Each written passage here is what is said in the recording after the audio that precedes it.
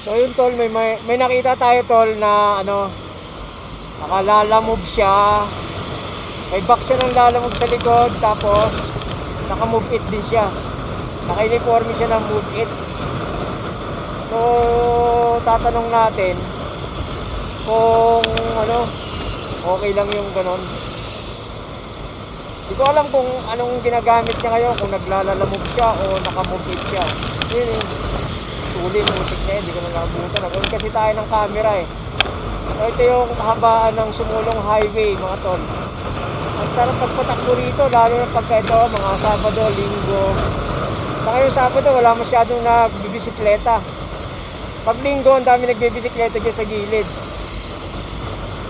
So tatanong natin to si sir kung pwede mag-apply sa Move It na may lalamove ka. Ayan o. Nakalalamove siya, tapos Move It yung ano. Tuloy-tuloy para mahabol natin. Mahabol si kuya. Kuya lalamove, Move It. Yun. Ay, naka-Move It namin yan eh, na uniform eh. Ayan o, ayan o. Yun.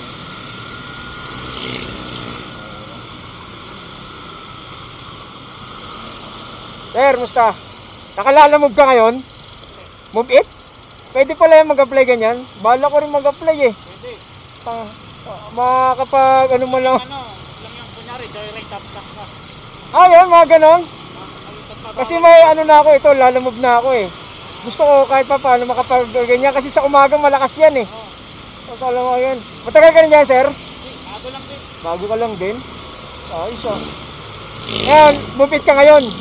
Move It ka ngayon. Okay lang umangkas yung ano, yung customer dyan na may lalabag tayo. Oh, very good dyan ah. Gusto ko yan. Pwede, doble kita. Oh, salamat sir ah. Oo, pwede pala ano. Mag-a-apply talaga ako dyan. Thank you. Yun, oh, diba? Ang galing. Tapos bigyan natin siya ng sticker sana. Ayan. Para ano, para makapag-subscribe siya sa atin.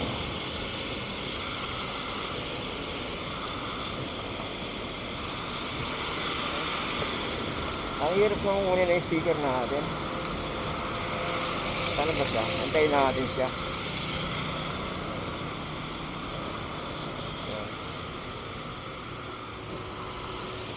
Dumating siya rin dito.